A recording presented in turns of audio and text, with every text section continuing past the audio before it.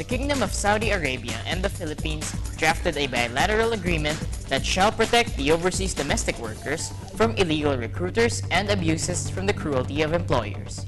Yana Dormitorio reports. A draft bilateral agreement was reached between the Philippines and the Kingdom of Saudi Arabia, which will protect domestic helpers and recruiters.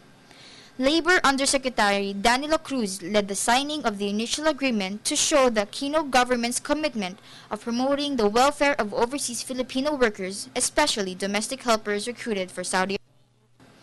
Close to 100,000 were deployed in the oil-rich country.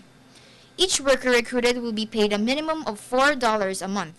First in the history of bilateral negotiations for Saudi Arabia on the protection of the rights of women domestic workers.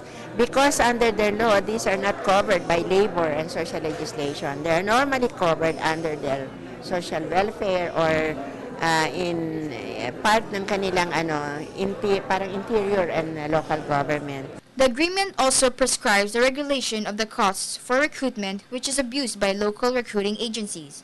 Those recruited which are not paid of their salary have the right to seek redress with Saudi authorities to enforce the content of the contract agreed with their Saudi employer.